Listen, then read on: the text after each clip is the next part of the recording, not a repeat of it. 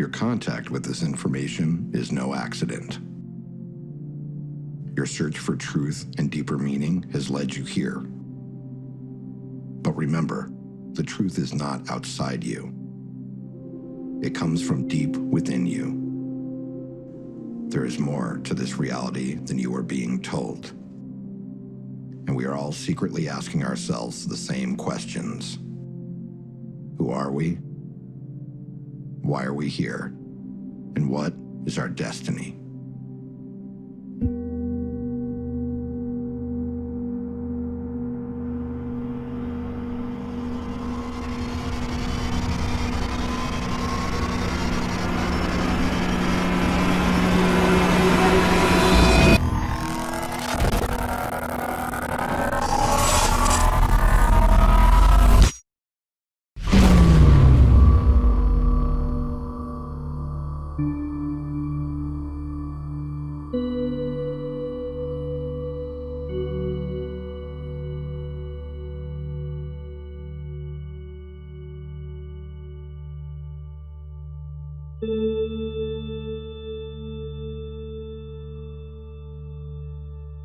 From the earliest stage I can remember, I was having dreams of flying cylinders in my backyard at the house I grew up in.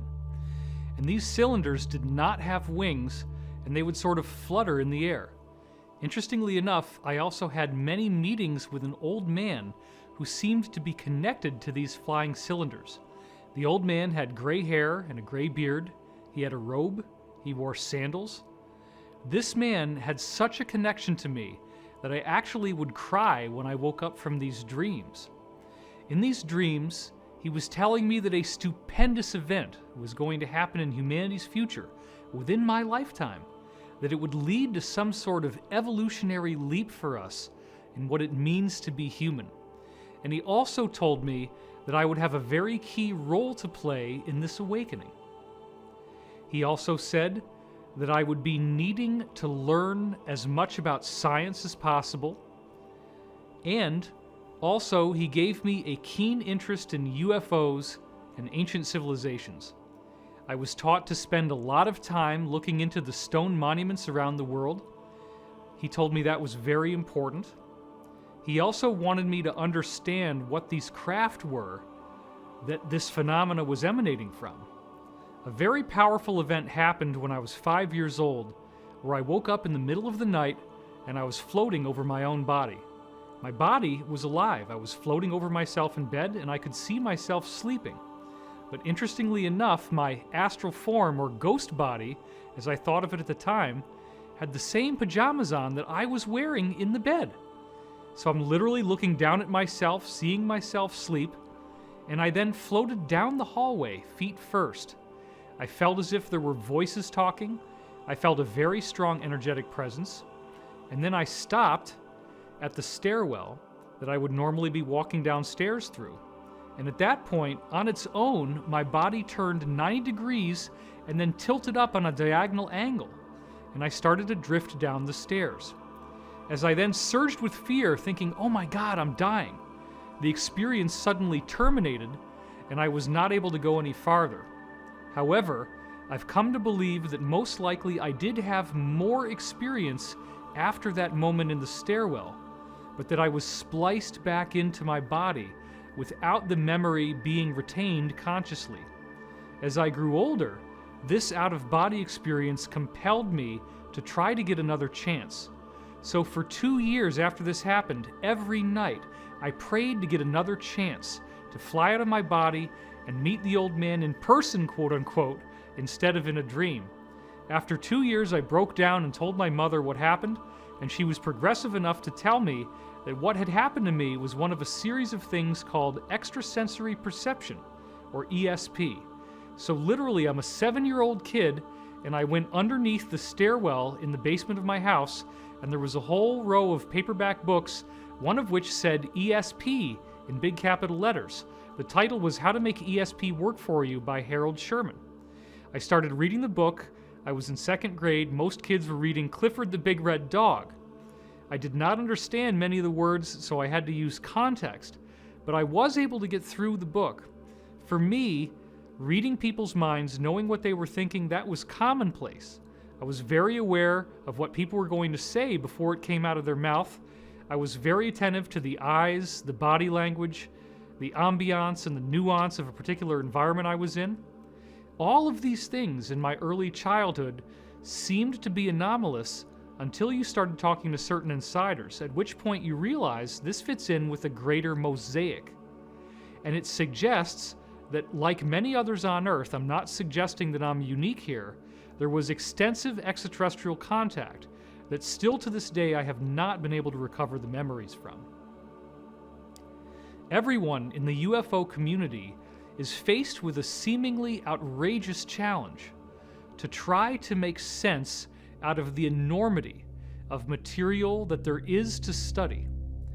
How do you effectively navigate a course through an incredible body of material that encompasses many different ancient civilizations that have megalithic architecture or giant stones? How do you bring in the element of secret societies and the occult ceremonies that are taking place within these societies? What is the relationship between those secret societies and the governance of our modern world at the elite level? Is there a deep state? Is there some sort of supranational cult that is actually controlling the world? And then, how does this knowledge gel with the concept of a spontaneous quantum leap in human evolution that could be coming our way? A good starting point for this esoteric investigation is to rethink everything that we thought we knew about history.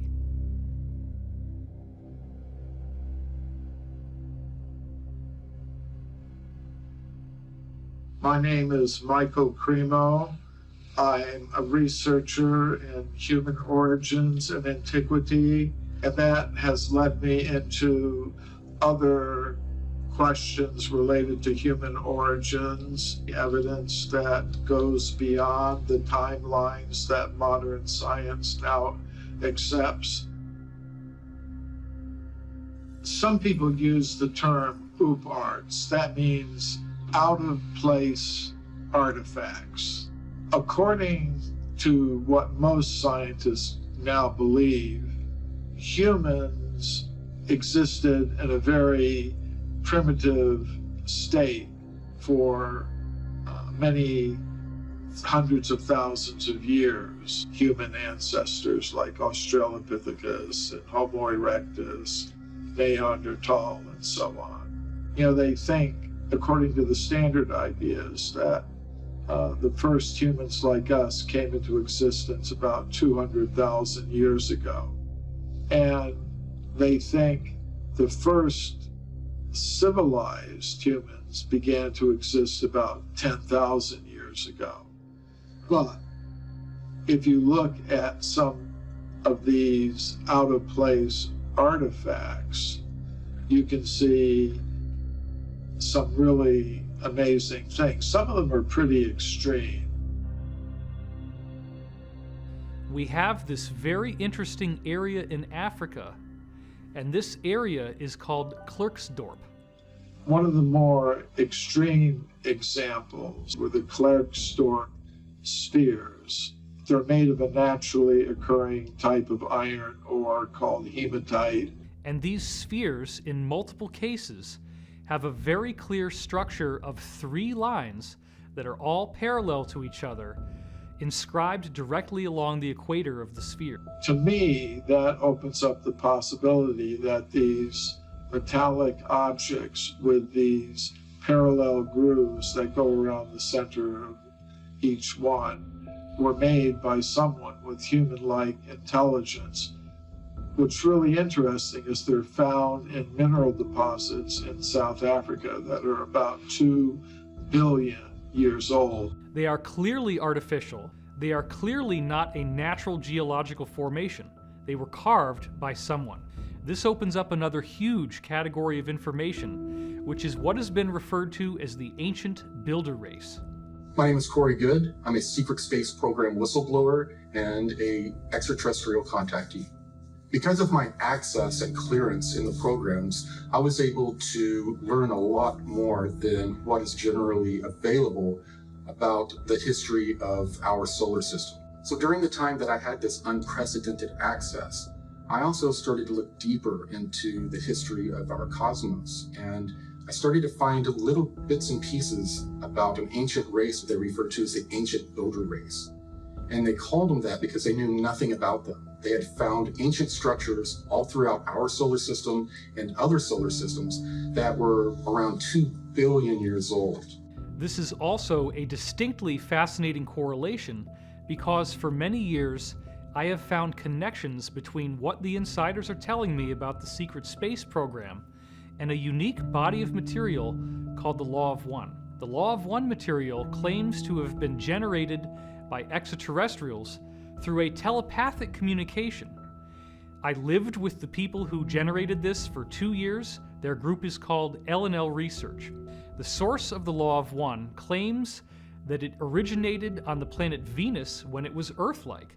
They are similar to us, as in third density, or third dimensional, if you will. And they said that they date back 2.6 billion years ago.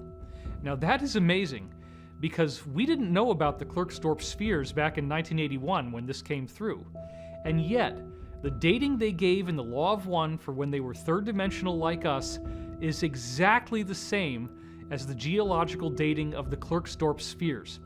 And best of all, in the Law of One, they said they had a particular affinity for the pyramid shape, and they built it extensively. Therefore, it does appear that the solution to the mystery of who is the ancient builder race is that this is the group now identifying itself as Ra, the group that gave us the Law of One material, the same group that ultimately contacted Corey Goode, appearing as blue avians, now appearing in 6th density, billions of years later, after they were like us. They are apparently the most evolved extraterrestrial group that has ever been involved with humanity. So one of the few things that we do know about this ancient builder race is that they had created this giant defensive grid around this local stellar neighborhood that we're a part of. 52 local stars clustered together. And they had created these giant Death Star types of ships that were the size of moons and planets that set up a grid around the entire local star cluster that prevented any types of intruders from coming in. And this grid was in place and kept our local stellar neighborhood safe from intruders for billions of years. It does appear, based on some very understated things they say in the Law of One, that they had quite the vast civilization, that they spread out to many neighboring stars. This is the ancient builder race. They colonized all the neighboring stars in our solar system. Then you have to ask yourself, what could have survived for more than 2 billion years? Well, this is very fascinating because throughout our solar system, according to insiders, we have a cosmic junkyard. What is the junkyard? It is a collection of crystalline ruins.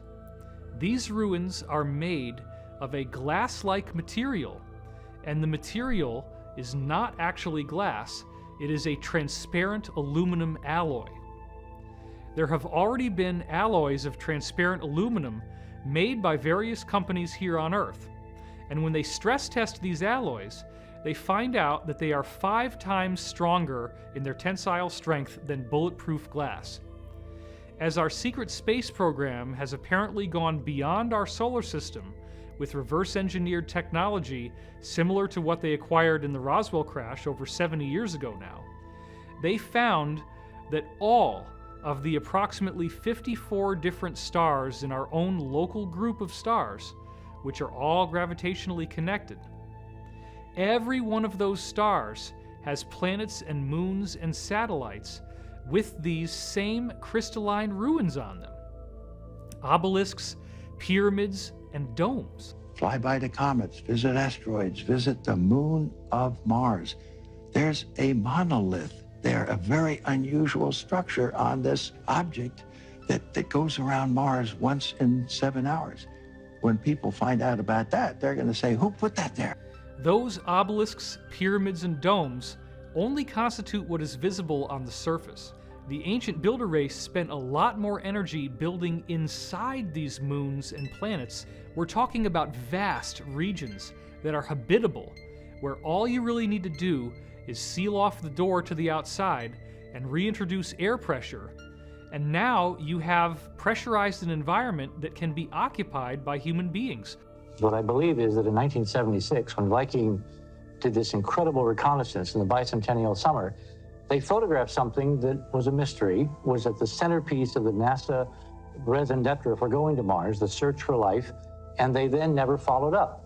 It's a set of pictures, two separate sets of frames at two different sun angles that show a collection of pyramids, an astounding geometric regularity in this layout. We don't have to prove they're artifacts. All we have to do is provide probable cause to suspect they could be, and then the ethics of science say you got to go and test. When you go back to the original NASA imagery of the Martian surface from 1976, there are two frames that really matter. There's 35A76 and there's 70A13. When you compare what is on these two frames, you can clearly see a city of what obviously appear to be pyramids, which apparently again were emulations of the ancient builder race crystal pyramids that they had found throughout our solar system and beyond. There is a gigantic pyramid estimated to be 1.5 miles wide, and this pyramid is clearly pentagonal, 5-sided. But what is even more fascinating than that is that there are 2 of the 5 corners at the top of the pyramid that are narrower than the others.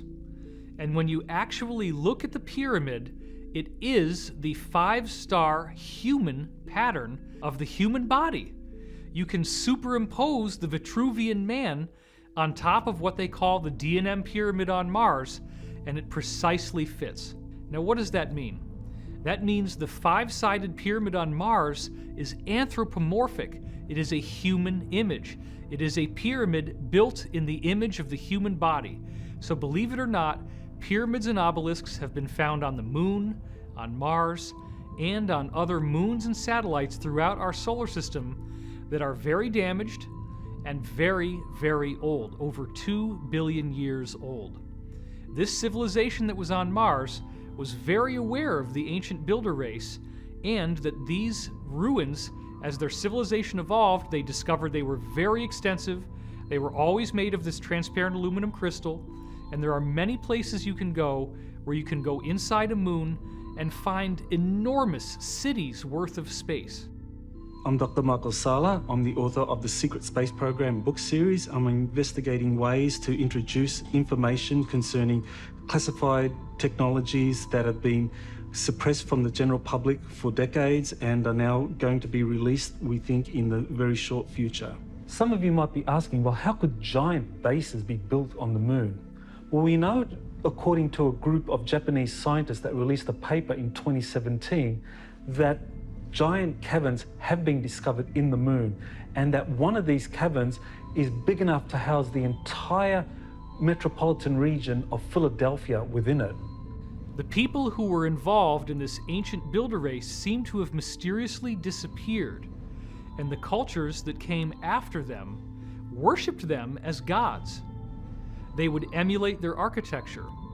The people who were on Mars, which we call the progenitor race, they actually built their own structures that were very similar to what they had found all throughout our solar system. We had Tiamat, which they say is basically a supermassive Earth.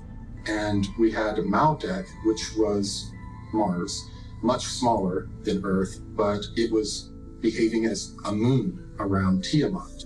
2 different civilizations had developed, and they were very similar.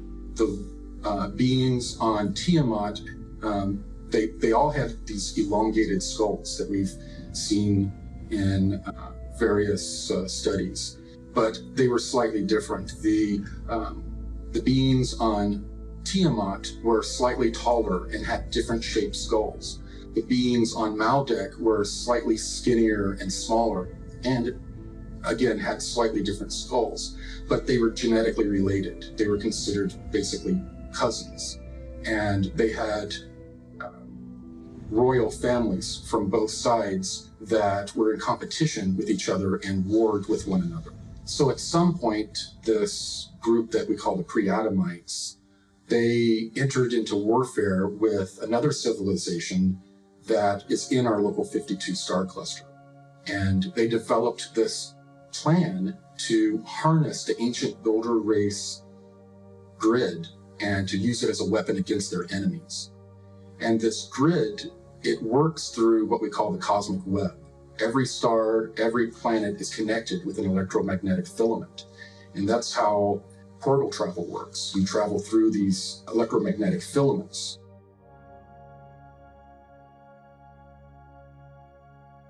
And it's been used by some top scientists. So it is an idea which actually had currency in the last century, in the 19th century. And for those who care to go back into history and look at the major scientific journals of that period, you'll notice that articles on the electrical nature of comets and the possible electrical activity on the sun were topics of discussion. Unfortunately, in the early part of the 20th century, all of that was more or less suppressed. Something that, of course, we're brought up to believe, and that is that gravity is the controlling influence in the universe. It's what causes the planets to orbit around the sun, and the moon around the Earth, and to cause the tides upon the Earth. All of that is true up to a point, but the thing to remember is that basically there is no understanding of gravity. Einstein's theory doesn't explain gravity. It has matter somehow affecting space in a way which is completely unphysical, in other words, warping empty space. There's no explanation as to how this might happen or what it even means. So we have more equations, but without any real meaning. What I'm suggesting is that we don't have an explanation for gravity, and until we do, we will not understand the limitations of that theory. 2017, on my website, I released 2 DIA reference documents that had never been released before. These documents were given to me by Washington, D.C. Beltway insiders, and they wanted me to release them on a certain date. My name is Jordan Sather. I'm an internet influencer, speaker, and journalist. So the interesting thing about these particular DIA documents, these documents that were written for the ATIP program that the DoD conducted between 2007 and 2012, these DIA documents, we've never actually been able to read them in the public domain. What's really interesting is that at the end of 2017, Corey Goode had actually released 2 of these 38 DIA scientific papers to the public in full. And this has actually shocked many of the people who even wrote these scientific papers. Dr. Eric Davis, he confirmed that Corey Goode was the first person to leak some of these papers out into the public. Corey Goode is unique because he's the first person that I know of that is both a contactee, someone who has had extensive contacts with extraterrestrial civilizations, while also being an insider of actually having worked in some of these compartmentalized programs. And what's even more significant about him is that he is trusted sufficiently by insiders to be given some of these documents, some of these defense intelligence reference documents, to basically release to the general public to get people up to speed with the possibility of these kinds of advanced technologies existing.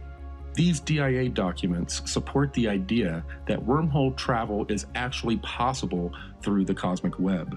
Using this same web is how the ancient builder race built this galactic protection grid around our local star cluster. In this case, the pre-Adamites were trying to weaponize this natural system. And what they tried to do is use this feedback from this grid to cause the star of their enemies to go supernova and to then destroy the civilization.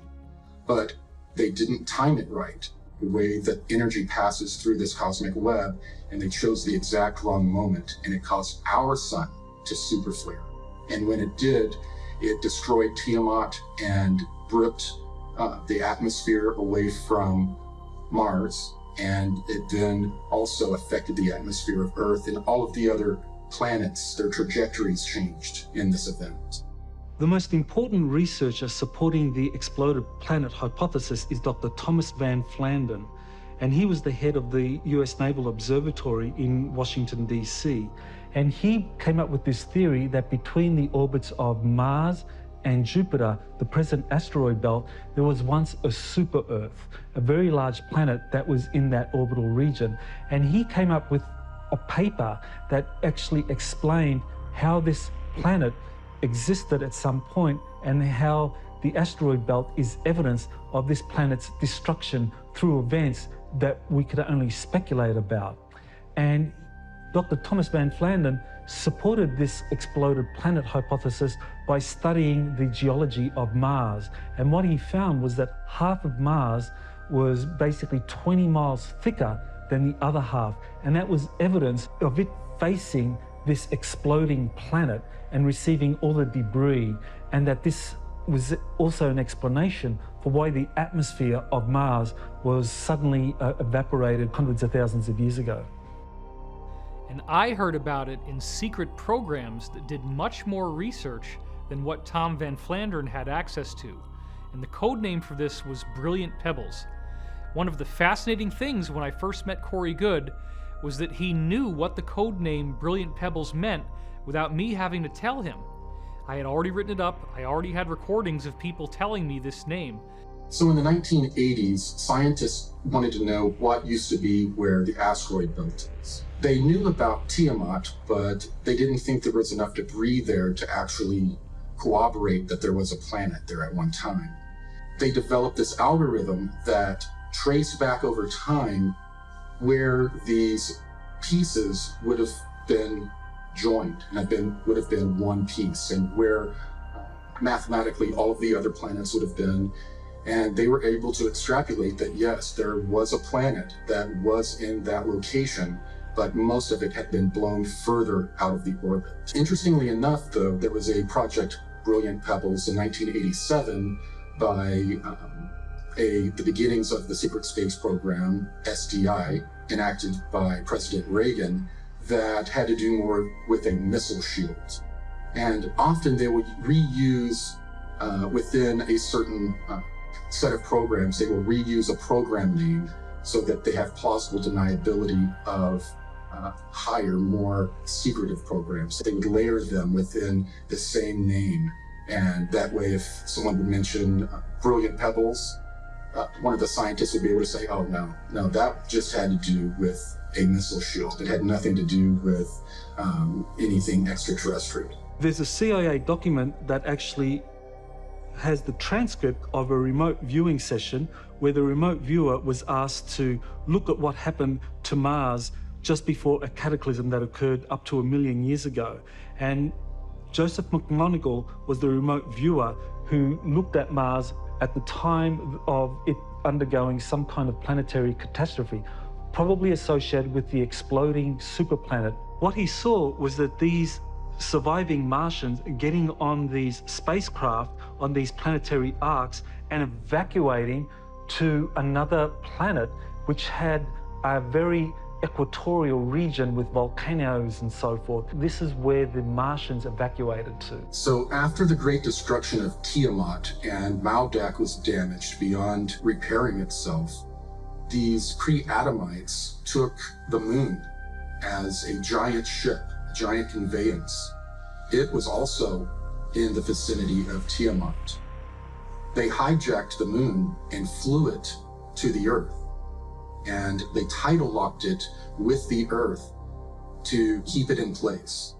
And they lived on the moon for thousands of years, observing the culture, the development of civilization going on the planet below, and at the same time having certain colonies down where they knew where ancient builder race remnants were.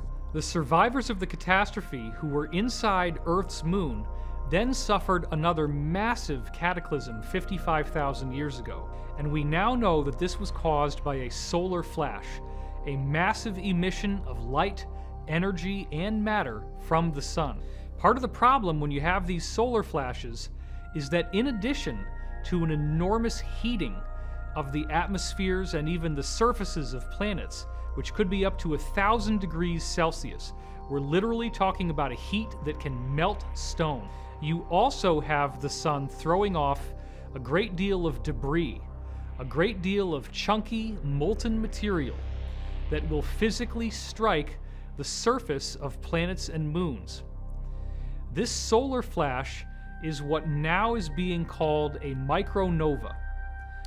A supernova is where a star completely explodes and nothing is left except for a red dwarf or a brown dwarf.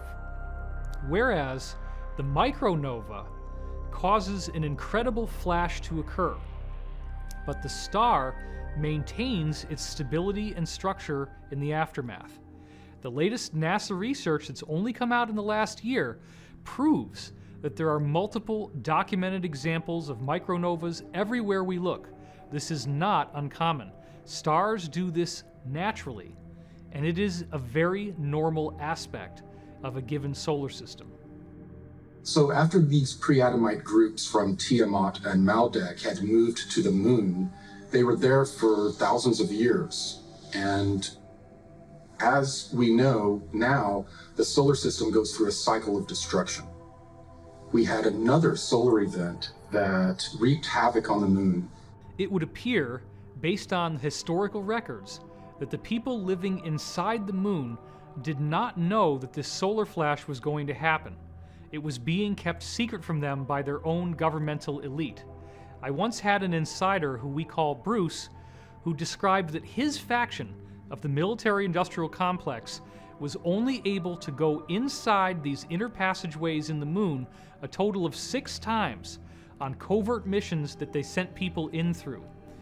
And they found a vast amount of control systems where you walk into a room, the lights come on, you have these big giant screens that are very wide with displays on them, there are control surfaces in front of them, and it was gorgeous. And this goes on for miles and miles and miles, countlessly.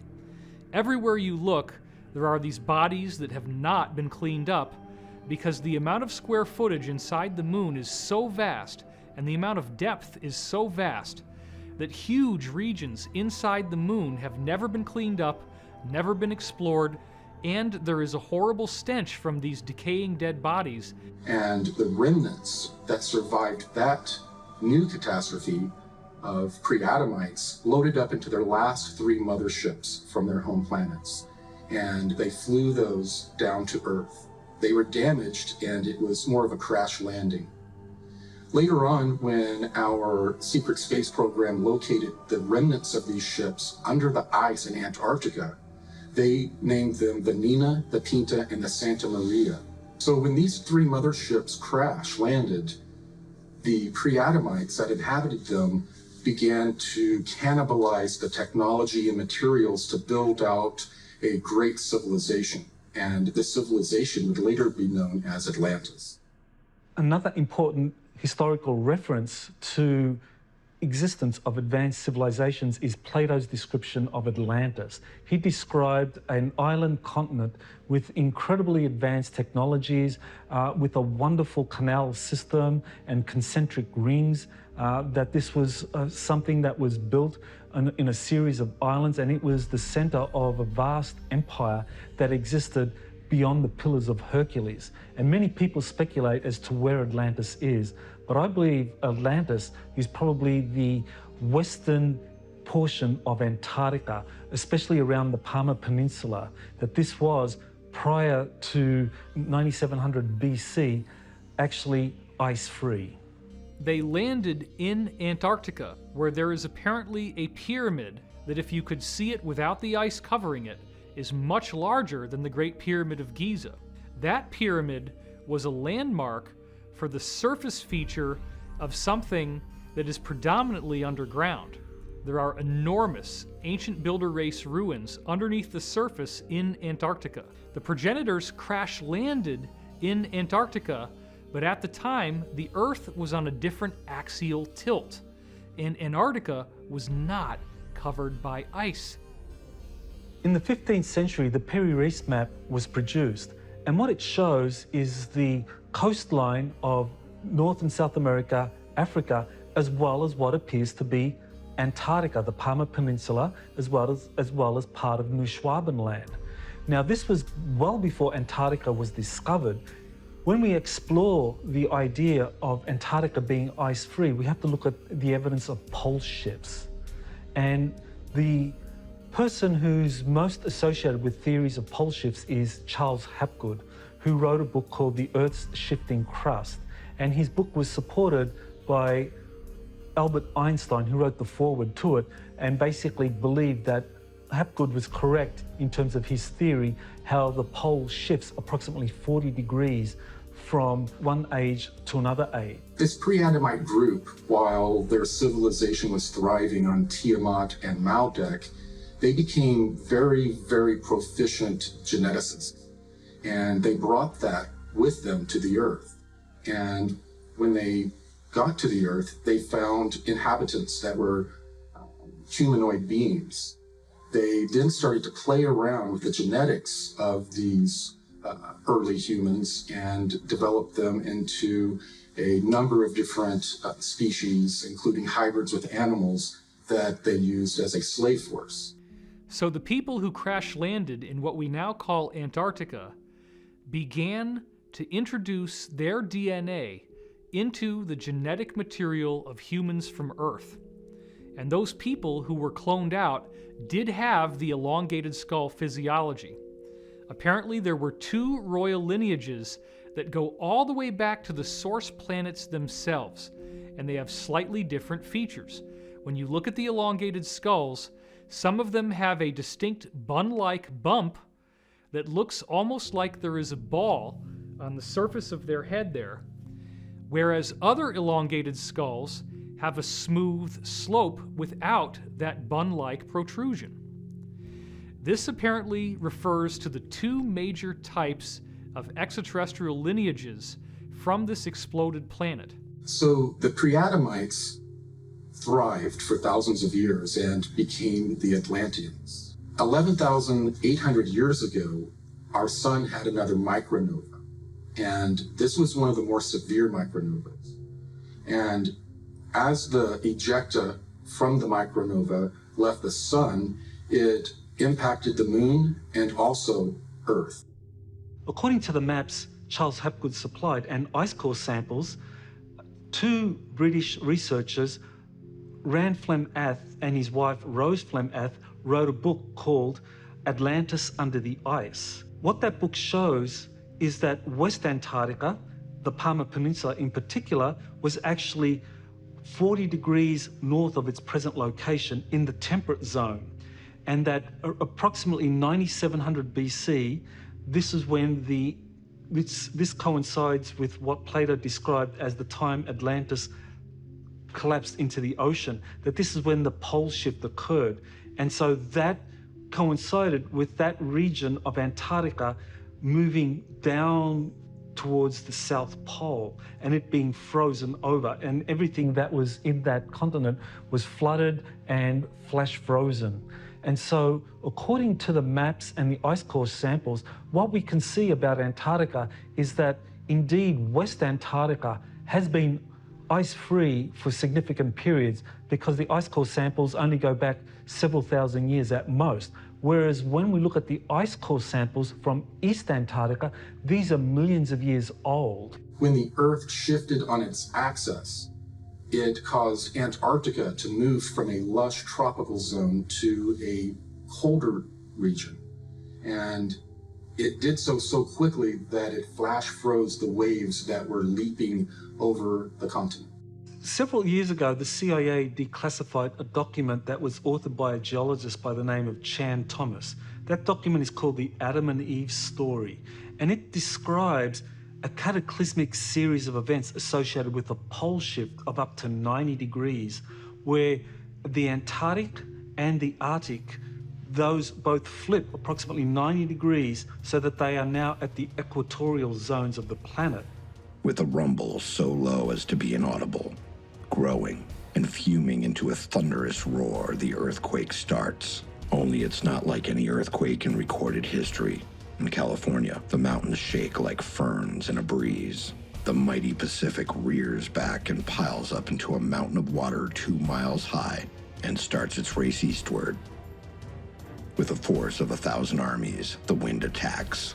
Within 3 hours, the fantastic wall of water moves across the continent, burying the wind-ravaged land under 2 miles of seething water coast to coast. Central America suffers the same cannonade. South America finds the Andes not high enough to stop the cataclysmic violence pounded out by water in her berserk rage. In less than a day, Ecuador, Peru, Western Brazil are shaken madly by the devastating earthquake, burned by Mother Earth fire, buried under cubic miles of torrential Pacific seas, and then turned into a frozen hell. Everything freezes. Man, beast, plant, and mud are all rock hard in less than 4 hours. Europe cannot escape the onslaught. Western Africa and the sands of the Sahara vanish in nature's wrath. The area bounded by the Congo, South Africa, and Kenya suffers only severe earthquakes and wind. Survivors there marvel at the sun standing still in the sky for nearly half a day. As the Arctic basin leaves its polar home, eastern Siberia, Manchuria, China, and Burma are subjected to the same annihilation as South America: wind, earth fire, inundation, and freezing. The Bay of Bengal Basin, just east of India, is now at the North Pole. The Pacific Ocean, just west of Peru, is at the South Pole. Australia is the new unexplored continent in the world's temperate zone, with only a few handfuls of survivors populating its vastness. The cataclysm has done its work well and drives the pitiful few who survive into a new Stone Age. Once more, the Earth has shifted its shelf, with the poles moving almost to the equator in a fraction of a day. Again, the atmosphere and oceans, refusing to change direction with the Earth's shell, have wiped out almost all life. After this tumble, we'll join Noah, Adam and Eve, Atlantis, Mu, and Olympus. When we look at ice core samples, it doesn't support a pole shift occurring to that extent, not 90 degrees, but certainly 40 degrees or less. That's what the ice core samples support. These cataclysms would result in large loss of life throughout the planet, and that there would be portions of the planet, however, that would escape the worst of these winds and of these tsunamis, and those would be the survivors that would build civilization again from the ashes of that great catastrophe. Thanks to the insider testimony of Corey Goode, we have now discovered that the people with the elongated skulls are survivors of a catastrophe that took place in our solar system. And what I find uniquely fascinating is that once they crash landed on Earth 55,000 years ago, they quickly made a treaty with each other. Even though they were at war, they decided to coexist on the Earth. One lineage said, "We will take what we would now call Africa and Europe." The other lineage said, "We will take South America, North America, and the eastern half of Asia." Now, what I find particularly intriguing is that when you look at the pyramid architecture that occurred in the aftermath of this treaty, there are slight variations. Each of these original lineages had unique styles to their pyramids. Let's talk about the pyramids that you see in Egypt and throughout Africa, and how those pyramids have smooth walls going up that are very distinctly not terraced. Then, when we go to Mesoamerica, we notice that there are distinct differences in the architectural style, where now you have step pyramids, which almost consistently show different courses. Officially, they've been programming us that pyramids are built in Egypt and Central America. And that's wrong, because the pyramids have been built on all 6 continents. Probably at this moment in time, there is no living soul who have visited and investigated more pyramids than myself. In China, 250 pyramids near the city of Xi'an. We have pyramids in Indonesia. Our friend, Dr. Danny Hillman, discovered pyramid in western part of the island of Java. It is known under the name Gunung Padang, the Hill of Light. Cambodia, Southeastern Asia, the Koh Ker in the northeastern part of the country, a beautiful pyramid. Australia, 2 hours drive from Brisbane to the north, Gympie Pyramid. In Africa, 155 pyramids. The island of Mauritius, 4,000 kilometers away from the African continent, in the middle of the Indian Ocean, 7 beautiful stepped pyramids. More than 300 pyramids in Peru. And then Tucumã pyramids in the northern part, more than 200 of them.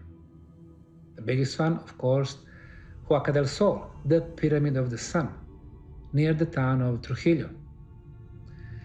There are probably well over 100,000 pyramids, maybe up to 500,000. But more than 97% are still hidden in the jungles and forests. At Angkor Wat in Cambodia, we have a very unique outlay of different pyramidal type sites. And, according to the work of Graham Hancock, those different architectural sites, although they appear to be randomly positioned, actually align with the constellation known as Draco. And what's best of all is that there is a drift in the Earth's axis called the precession of the equinoxes. And the alignment of where this series of pyramids in the Angkor Wat area of Cambodia line up with the position of the Draco constellation, this only works if you go back 12,500 years ago. And this is precisely the same as the alignment that everyone is familiar with the pyramids of Giza and the stars in the belt of the constellation of Orion. Another thing that is very fascinating about Angkor Wat is that when you look at some of the temples within this area, and there is one, for example, called Bakse Chamkrong. Oh my God, it looks exactly like the step pyramids in Mesoamerica. As you look at this overlay, notice the perfection of how these two different pyramids fit together. This is not a different society. This is a unified culture. But wait a minute, we've got Mesoamerica and we've got Cambodia. They're separated by the vastness of the Pacific Ocean, and yet they're using exactly the same architecture. The elongated skull physiology has been found all over the planet. We see it in Boskop, South Africa. We see the same type of remains being dug up in a dig in Siberia in a town called Omsk. We also saw reports that the Mongolians, or the Huns, as they conquered going west, had these strange elongated skull features as well. We see these skulls in the tombs of the elite in Europe. And then, interestingly enough, you have a different strain that we find in the Americas, both north and south. I find it very fascinating that this evidence is hidden out in the open. We see these elongated skulls all over the world, but we don't ask the deeper questions. This becomes a very important question of how the modern-day Illuminati, deep state, or cabal actually do believe that they are the remnant of these people with the elongated skulls. The deep state consists of the Rothschilds, the British royal family, the Vatican, and the Chabad cult, which many Jews do not consider to be Jewish. They consider it to be a Khazarian criminal organization. The secret societies are higher than the countries in terms of the loyalties of their membership. Whether it began with with stellar civilizations, I've met someone who purports to be from a stellar civilization, and I've been informed they don't like the term extraterrestrial. They prefer stellar civilization. Be that as it may, whether you believe in extraterrestrial stuff or not, it's clear that here on Earth there's a 1%, there's a 99%. And in 2012, the forces of good started to win. and the Mayans and others had predicted this. And I think the way I explain it to myself is that the collective meditation and prayer that was being done ended up bringing in the positive stellar civilizations, and now the negative stellar civilizations are on the run, and the elites are on the run. Now, the good news is I think human beings are an experiment in free will. And I believe that if we can resurrect our individual sovereignty, there is no power in the galaxy that can stand up to us.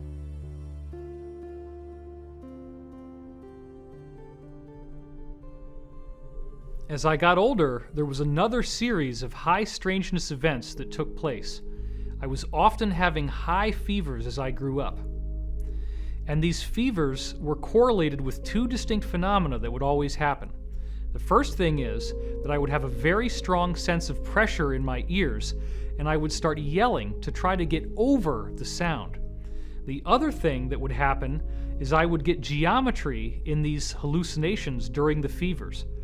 I would feel as if the world around me had been turned into geometry. I would see strange geometric patterns like mandalas superimposed over everything. This was not at all enjoyable. It was very unpleasant. I would be screaming, and my mother would have to calm me down. As I got older, I discovered that those fevers were most likely an extraterrestrial phenomena in nature, that there was something going on. The way these extraterrestrials on the benevolent side change our DNA is through a virus. Now remember, what does a virus do? It defeats the cell wall and injects its own DNA into your cell. You can take a cell that defines who you are with its DNA and inject new code into it with a virus. I remember having dreams where I was seeing benevolent, ordinary, human-looking people like the old man in robes coming into my space, landing in this roughly bus-shaped craft in my yard, bringing me on board, and actually giving me these injections of these viruses so that my DNA could be modified and upgraded. I would wake up in the middle of the night. I would be on some sort of program that I didn't consciously have any objection to, where I felt like it was time to go to school. I would walk out the side door like it was time to go to school, but I would notice that everything was black, and I'd say, what the heck is going on? I'd turn around and go back into the house. Now, this appears again to be in the high strangeness category, but it seems that at that moment where I'm standing there with my backpack looking at the darkness of the night, that I'm being spliced back in, and I would lose the memory from the time that I was standing there to the time that I would return to the exact same location. This is actually a very common thing that you read about in the contactee literature regarding these extraterrestrial contact experiences. Now, it would seem in these experiences that I was being brought on board some sort of extraterrestrial craft, there was some sort of training taking place, and these classes actually could take place for potentially weeks of time, and then I would be spliced right back in till the moment I left. It does appear that there is a whole section of my life that I have no conscious access to at this time, and certain insiders have told me that because of my unique family background, where the Wilcock line is an English aristocratic bloodline from Yorkshire, that I apparently do already have some of this extraterrestrial DNA. Right now, millions of people on this planet are already in contact with extraterrestrials and they don't even realize it. These beings are contacting us through our dreams and through our subconscious, and many of the thoughts and ideas that we're coming up with don't originate from us. The purpose of contacting people through their dreams and subconscious is to acclimate them and prepare them for open face-to-face contact. Well, I'm James Gilliland, and we're here at ESETI Ranch. Well, ESETI stands for Enlightened Contact with Extraterrestrial Intelligence. Yeah, the beginning of ESETI actually came in visions. And I kept seeing visions of this massive mountain. And when I first came on the property, it was just unbelievable. It was like a movie out of the Old Testament or something. The mountain just, clouds started changing. There's a giant lenticular cloud. It was lit up orange underneath. I got such a download, I was getting tears. I was just standing there looking at the mountain crying, and I go, this is it. This is the vision. I was focused on creating a healing center, like a retreat center, and I wanted to just make it totally eclectic. I didn't want to to pigeonhole it or keep it with any one group. And about probably halfway through of building this center, they started showing up. The ships started showing up.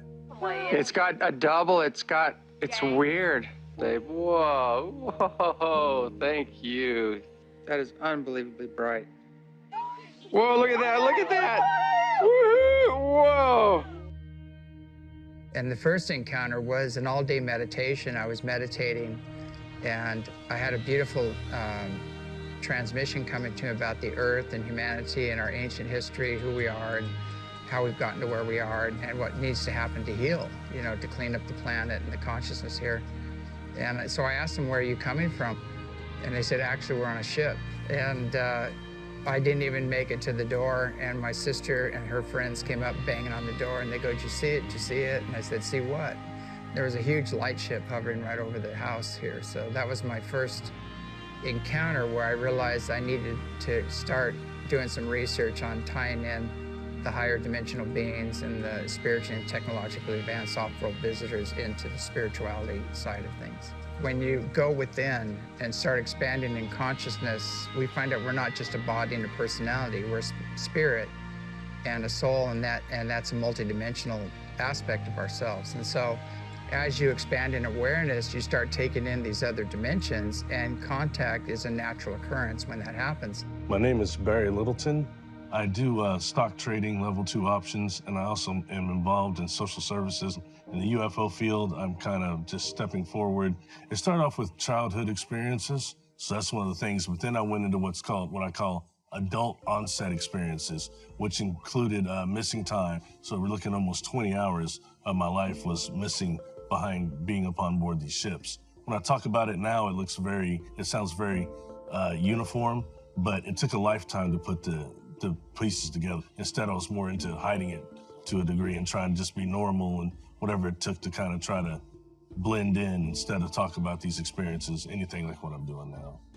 I always heard it as termed as demonic and dealing with demons, and that labels somebody as demons and crazy and puts the most negative connotation on it possible. So that's one problem I think there is there, and that's a real way to block people from talking about this and ever coming forward. These beings, they never would give me any revelations about the future, but they only gave me information concerning the earth and always the technologies, and there was a lot of love energy that came off them. Enough to where being in the presence of a non-human, it would somewhat chill you out, because it's not just a normal thing, and there's a great risk of panic there, but the type of vibration coming off them, coming off their biofields, was very calming. It started off with a being that was insectoid, and when he would come and interact with me in my daily life, he was doing something with the optic nerves, I'm sure of that, to make him appear even more human. But when I saw him on board craft, he was definitely insectoid and ancient. Smaller, okay? That'd be the first being that stepped forward to me. There was another one stepped forward that was Mana, but looks like Earth's brain coral is the way this being's head looked, okay? And taller, but very peaceful and also very scientific to a degree. I've also seen small blue beings that claim to be from Andromedan, maybe about 2.5 feet tall, I would say.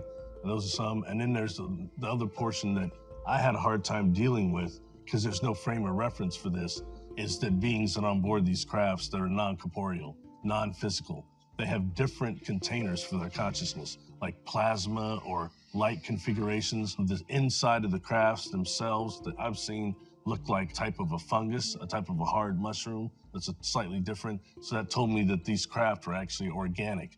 If we're gonna become a type 1 civilization, we need to start just not incorporating the spiritual, but also the organic components into our space travel, definitely. I believe what is happening on the planet right now is a shift in consciousness. And meaning not, I've heard it called other things such as ascension, we're gonna go to another dimension. I've heard all these things, but I think in reality, it's a shift of consciousness. Because at least in my opinion, 85 to 90% of our population has had extreme contact, but they can't remember it. They're unaware of it due to the fact our perception is so molded. Internet has helped with starting communication amongst what I call melanin-dominant contactees, experiencers. And like I said, it was the indoctrination of religion that kind of stopped that to a degree. But right now, I think that the fact that certain people are coming forward and taking it through darts, a few darts, is making it more accessible to others and others more comfortable about it. I believe they are reaching out because they're wanting right now to help us with this shift in consciousness. And what has been shown to me is humanity does have a type of free will, but we're not going to be allowed to destroy the earth anymore. Yeah, my name is Robert Salla. I'm had experience in the 60s at Malmstrom Air Force Base as a missile launch officer. When this incident happened, right afterwards, we were ordered to sign a non-disclosure statement. And that had very strict penalties if we broke that. The incident was classified. However, since it had been a long period of time, they were going to declassify what I'll call the Echo flight shutdown of 10 missiles. The Echo flight incident happened March 16th, 1967. Ours happened 8 days later, March 24th, 67. In addition to that, there have been many other incidents involving UFOs at nuclear missile sites. It happened again at Minot in 1968.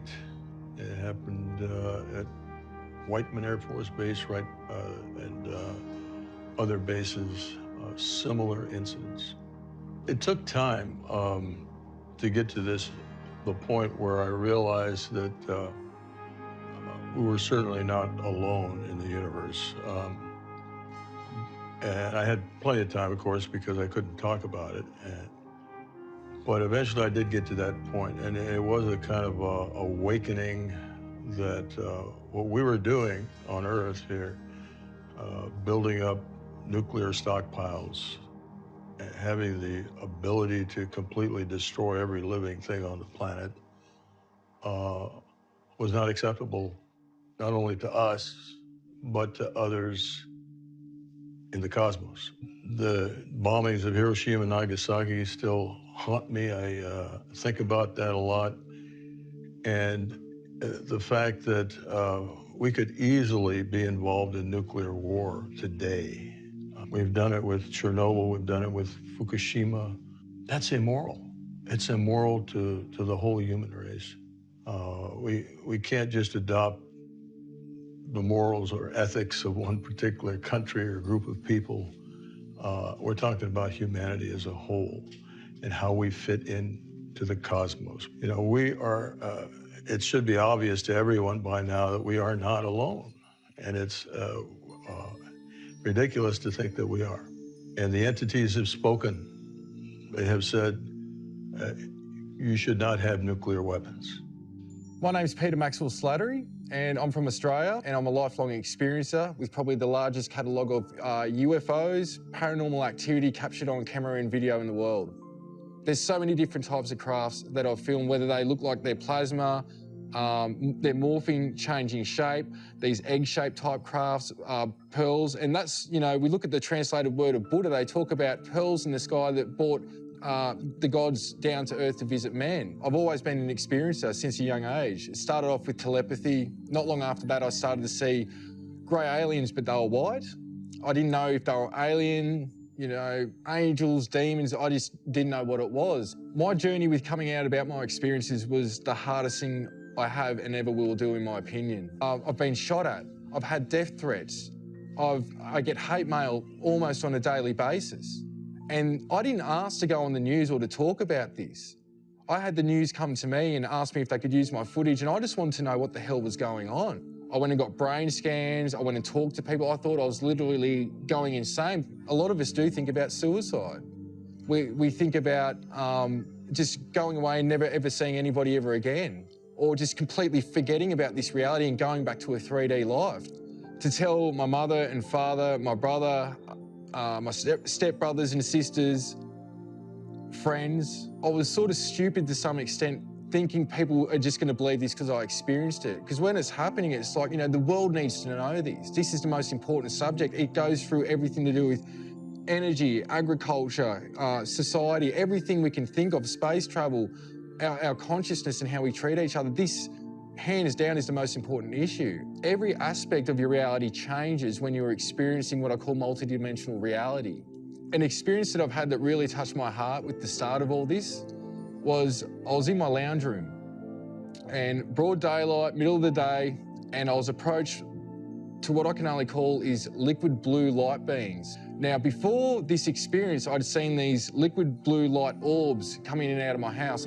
I didn't know what it was, but one day they appeared as 7-foot tall light beings. They were all male, they were all female, and the information exchange from that experience, it didn't last too long, but there was like, it's almost like somebody stuck a USB stick in your consciousness and all this data, imagery, information of a wide range of scope on different aspects of not just humanity, but who we are, where we come from. All this data just came flooding in. But the information from this being was relating to who I am, that I need to wake up and remember who I really am. It comes down to something that I call Operation Starseed. And why I say starseeds, not just are we from the stars, we are from Source, an overall collective. They showed me the makeup of this reality. I've shown other universes, and each universe we could call Source or God, and it had its own planes and dimensions that created another super intelligence.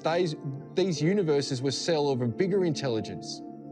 And so from that understanding and that experience, they were showing me that we've come down the planes and dimensions, the strongest souls right now, to help uplift the consciousness evolution here. We're here for conscious evolution to help humanity help themselves.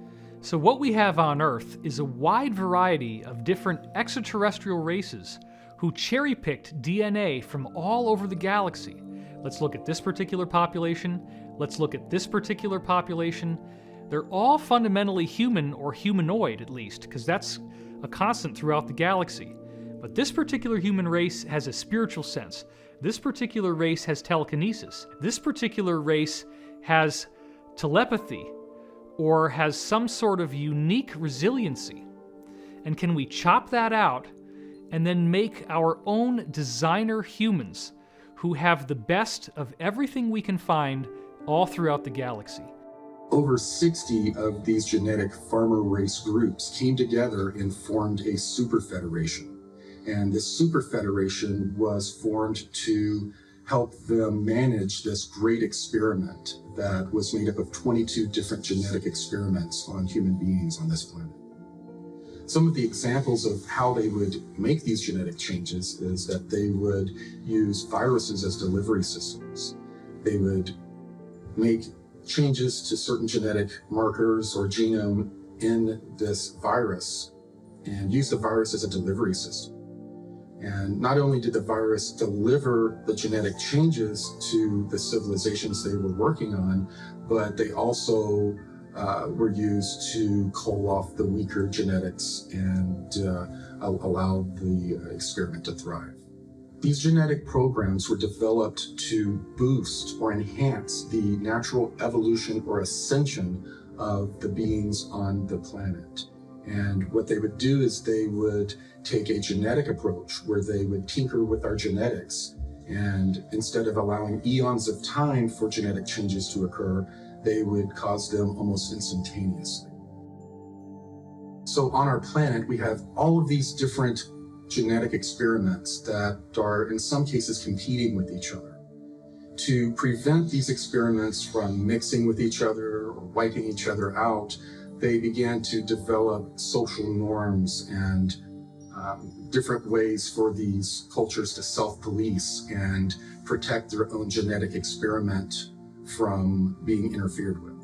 So as they're helping us evolve genetically, they're also helping us evolve on a consciousness level. They bring us various belief systems, religions. They instill social norms in us that help us self-police ourselves and manicure our consciousness along with our genetics to develop them in tandem. Even today, these experiments are compartmentalized through religion, language, geographic location, and culture. And there's also a cosmic component. The goal is that eventually the civilization that they're experimenting on and working on become self-guiding. They get to a point to where they control their own genetics and their own consciousness development, as well as join this super federation in going out to other planets and assisting those civilizations in the same process. Now that we've developed to a point of traveling the cosmos ourselves, we've gotten to a point to where we're self-managing ourselves, and this super federation is being disbanded, and we're taking over our own genetic and spiritual development. As a result of all of this, the infrastructure that has been built out secretly in our solar system will now be handed over to the rest of humanity. Another very important point to note here is that the DNA changes that the genetic farmers put into us are at this point still predominantly dormant. They are, if you will, locked up in the 95+% of our DNA that appears to not normally be used, which our scientists call junk DNA. We only use about 5 to 10% of our DNA for building our body. They call these coding DNA sequences, meaning that they code proteins to make our physical body with. 90 to 95% of our DNA is non-coding DNA. In other words, mainstream science has no idea what this DNA really does. They call it, quote, junk DNA. Why would any sort of intelligent designer put junk in our body? Put something in our body that's useless? That wouldn't happen. In fact, what I believe is that this 90 to 95% of junk DNA is actually used metaphysically. It's used for our consciousness in ways that we just don't really understand yet. My name is John D'Souza. I was an FBI special agent for 25 years. One of the things that I notice at the FBI and in any law enforcement group really is that they are demonstrative of the larger rule that there's always a percentage in any segment that demonstrate these extraordinary powers, these extraordinary abilities, 5, 6, 7%. Luckily for us, they save extraordinary numbers of people's lives using those abilities. I think what sets these people, this segment of the population, what sets them apart from everyone else is that they have some kind of marker that designates them as having parts of their DNA activated that the majority of the population doesn't have. And that's something that's evident no matter where you go in every group. There's always that segment, that remainder of people that they just activate. One of the first great experiences of the paranormal that was shared by me and hundreds of other law enforcement officers was what we called the Indigo Kids of 9/11. This was groups of little kids as young as 5, 6, 7 years old, all over the United States, that in the weeks and just days before the 9/11 terrorist attacks, they had cognitive experiences of what was going to happen. And they displayed those experiences the way the little kids would. At school, sometimes they did it with drawings, with finger paints, with arts and crafts, representing burning buildings where people were jumping out of the buildings. And people, no one really paid that much attention to it until 9/11 happened. And then we in law, we set up all these intel centers saying, report anything at all that occurred just before 9/11, anything suspicious, anything at all, doesn't matter what it is. And people did. People reported these little kids. They reported them as having dreams and visions and arts and crafts representing what happened on 9/11. So we had to go investigate these little kids for possible connection to terrorism and their parents. We had to go question them, and we did. And in every case, they had a vision, they had a sense, they had a remote viewing, they had something of that sort. And there was no physical explanation how they could have known. And that's the Indigo Kids of 9/11. It's very evident to me that corporations and government intel agencies are very intent on monitoring and identifying everyone who's had these anomalous experiences, because they want to identify them, because later on, they're probably going to scoop them up. It's like gun registration. You got to know where the guns are so you can get them all later on. Now, certain cosmic laws were established for these genetic experiments. To avoid violating these cosmic laws, some of these ET genetic farmer races would incarnate as humans and allow themselves to be experimented upon. These genetic farmer races would also incarnate here for raising our consciousness. We have various people like Tesla and Einstein who are most likely starseeds or incarnates of these extraterrestrials. These people brought philosophies and scientific principles that radically changed our civilization. One of my favorite quotes from Nikola Tesla is that he said the gift of mental power comes from God, the divine being, and if we concentrate our minds on that truth, we become in tune with this great power. So I think what Tesla was trying to tell us is that there is this sort of divine intelligence out there that every single one of us has access to if we choose to access it, if we do what's necessary, if we open our minds up to access or to tap into that greater intelligence. According to the different contactees that I've interviewed, basically what we're witnessing at the very moment is a temporal war between different extraterrestrial groups. There's a positive extraterrestrial group, predominantly human-looking, that basically want us to develop our civilization along the path of an ethical, responsible civilization where we basically become part of a galactic community. There's another extraterrestrial group that are aggressive and they want the Earth to be basically develop along the lines of a tyrannical civilization. In a way, these 22 experiments were similar to competing term papers. Each of these races were trying to make their experiment the one that came out on top. So they would often sabotage each other's experiments. And one of the ways they did this was to manipulate time. And this is what led to the Mandela effect that we're experiencing today. The Mandela effect is this idea that people have different recollections of historical events. The most famous one is some people remember Nelson Mandela dying in prison and others don't.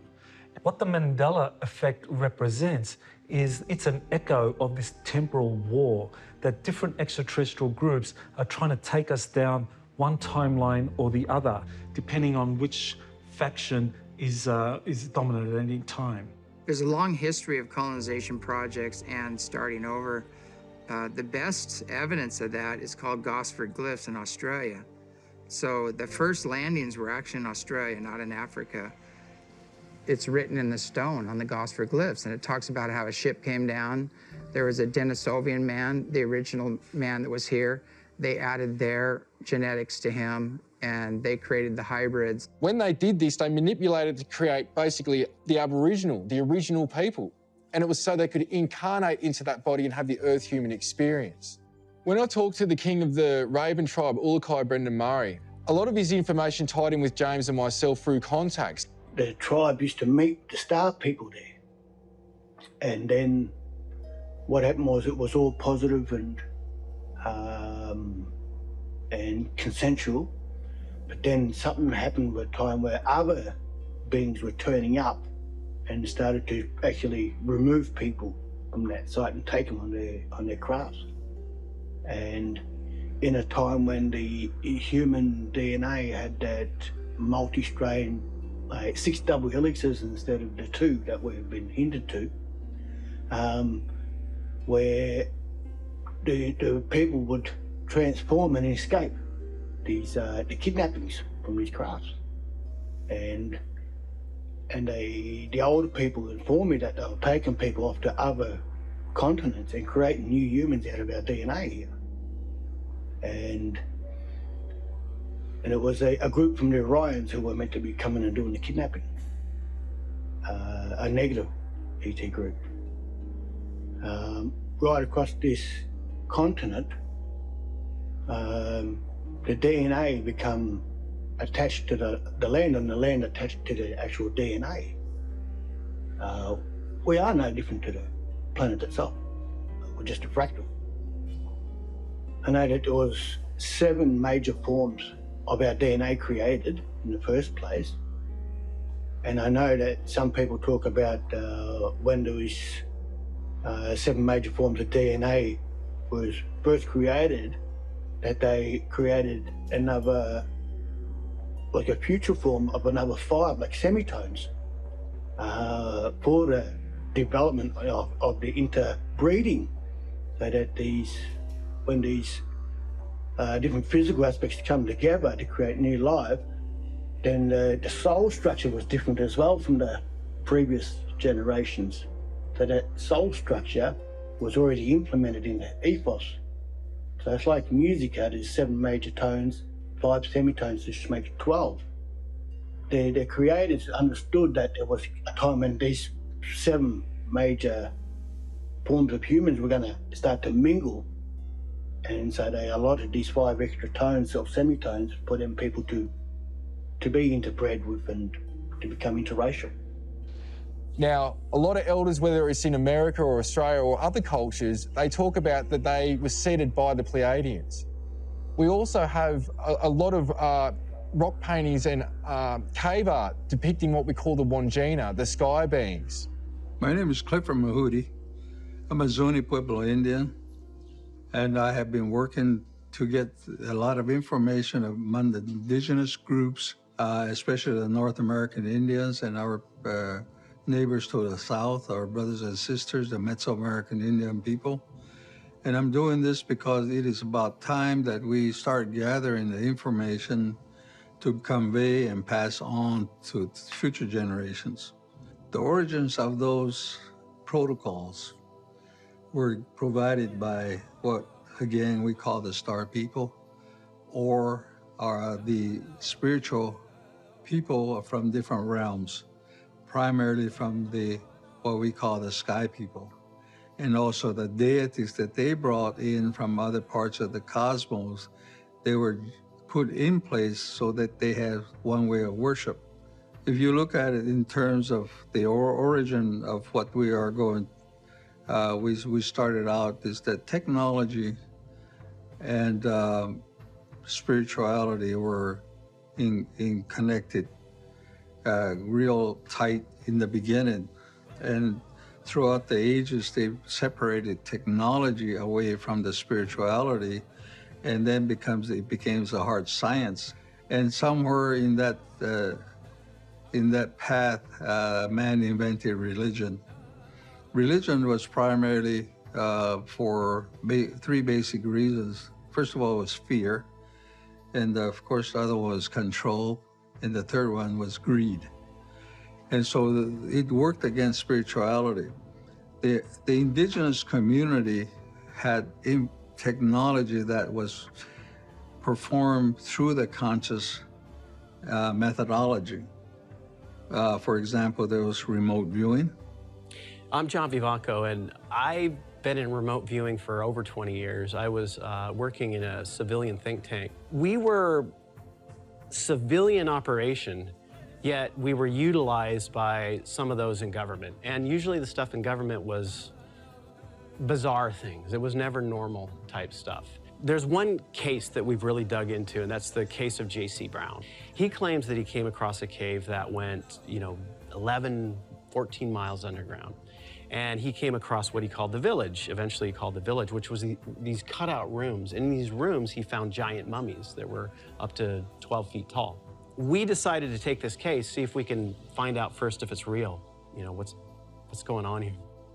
Digging into these giants, we went further, right? So we also go and we identify the location where we can find them, the whole 9 yards. But as far as the giants are concerned, these are from an ancient civilization. These beings have been on Earth for a very long time.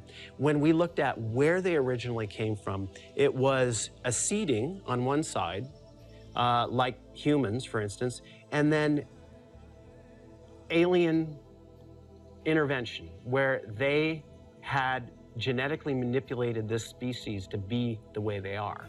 And what happened with them was that there was a major cataclysm. This is probably around the time of the flood, so they were still around. And a major cataclysm occurred, especially up in the flooding, up in the Pacific Northwest, that wiped them out. And this cave system that these guys went to, these giants went to, was them trying to escape. and get out of the way of this cataclysm. Now, you had humans who survived this cataclysm. Whenever the Earth would have a catastrophic episode, these genetic farmer races would take the civilizations they were experimenting on underground to protect their experiments. You've got petroglyphs up in the Lava Beds National Monument in Northern California who they're describing the cataclysm. They're describing something that happened with the sun that destroyed a huge part of the Earth. And so these giants were wiped out in part by that and in part by, well, Native Americans. I mean, they hunted them down and they killed them.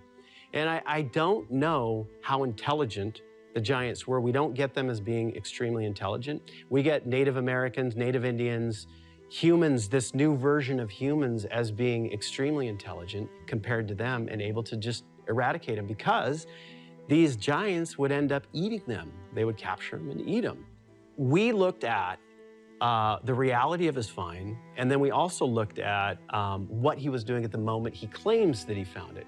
And those two things lined up. So we're getting giant mummies. We're getting weaponry. We're getting strange symbols on copper plates. Everything that he claimed that he found, we saw in our remote viewing data.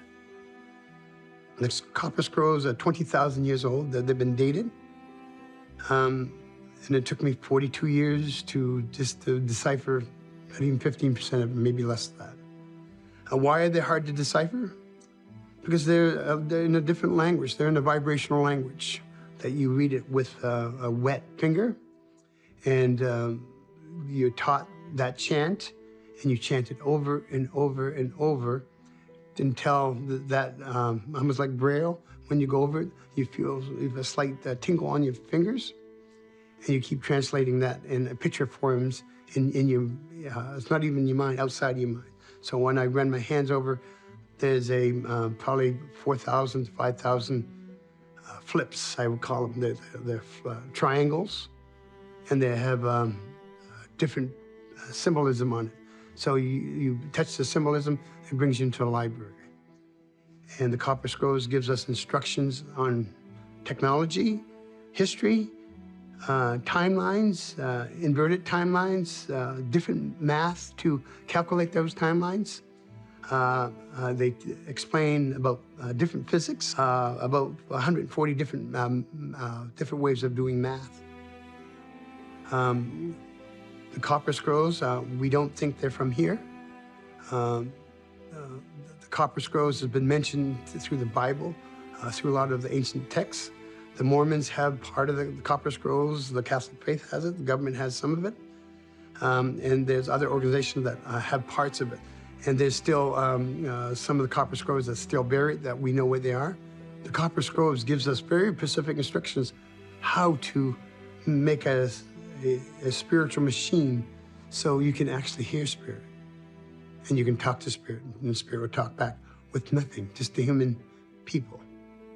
No machinery, nothing else, no cell phones, no prayers, no dancing, no channeling. It's with community. That's what I'm doing here. Some of our native indigenous civilizations that mysteriously disappeared, such as the Olmec, were actually extraterrestrial civilizations. So over eons of time, when in other star systems they went through similar catastrophic cycles, these genetic farmer races had brought them as refugees to our planet, and they would live on our planet for up to thousands of years while their system repaired. And then afterwards, they were removed and returned to their own star systems. So it turns out the Earth is a cosmic refugee camp.